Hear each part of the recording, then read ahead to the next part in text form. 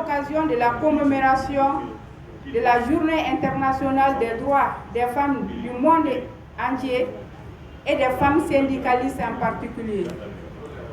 À travers une conférence débat autour des thèmes qui nous tient à cœur, celui de la défense des droits des femmes et des filles à travers l'action syndicale.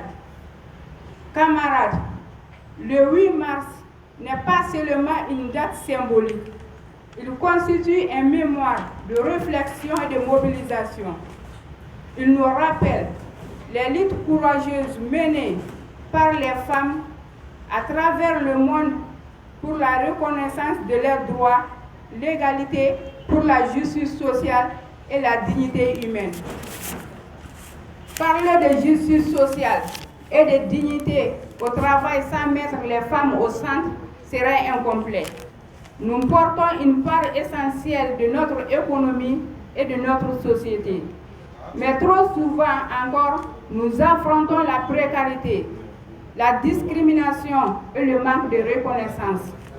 La femme syndicaliste n'est pas seulement une actrice sociale, elle est également une force de proposition, une promotrice de paix sociale et une bâtisseuse d'avenir.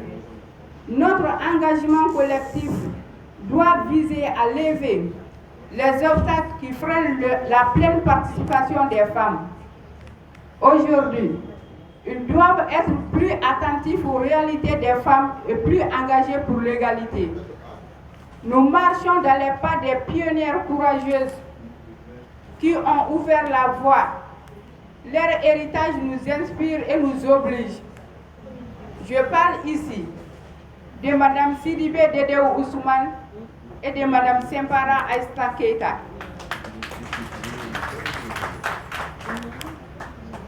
Cette rencontre est un espace de dialogue et d'action, car il ne s'agit guère de constater, mais d'agir pour un Mali où chacun peut travailler dans la dignité. Un Mali fort et souverain ne peut se construire sans les femmes. Célébrer la Journée internationale des droits des femmes. La Journée internationale de la femme, c'était quand même un jour de commémoration, un jour de fête, mais surtout un jour pour mesurer les efforts accomplis par les femmes tout au long de l'année. Et c'est également une opportunité de mesurer les défis qui s'opposent à la femme et ensemble de trouver des solutions idoines pour que les femmes puissent jouer les rôles qu'elles doivent jouer et qu'elles doivent également mériter. Madame, Monsieur, je suis la représentante du ministère du Travail, de la fonction publique et du dialogue social. Donc le thème des droits des femmes et surtout d'une société juste, équitable et inclusive est un thème qui concerne tout le monde. Parce que nous savons ici que la femme est le pilier de la famille. La célébration du 8 mars n'est pas une simple tradition. Elle est un moment de mémoire, de réflexion et de lutte.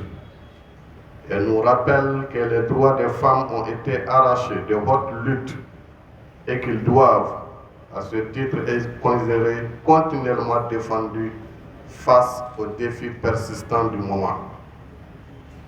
En ce jour solennel, il est de notre devoir de rendre un hommage mérité aux femmes pionnières du Mali et de l'Afrique, dont les combats ont ouvert la voie aux générations actuelles. Je pense avec respect à Awa Keita, figure emblématique de l'engagement politique et syndical, qui a consacré sa vie à la lutte pour l'émancipation des femmes et l'indépendance du Mali. Je salue ici également la camarade présidente d'honneur, Sidibé Dédéou Ousmane, brave dame qui, dans l'ombre comme dans la lumière, a contribué à bâtir les fondements de notre nation. Ces femmes d'exception nous enseignent que le combat pour la dignité, l'égalité et la justice sociale est un combat permanent qui exige courage, organisation et surtout solidarité. Le thème de notre conférence débat s'inscrit pleinement dans cette dynamique de lutte et de transformation sociale. Il nous interpelle sur notre responsabilité collective en tant qu'acteurs syndicaux à promouvoir un monde du travail digne, inclusif et équitable.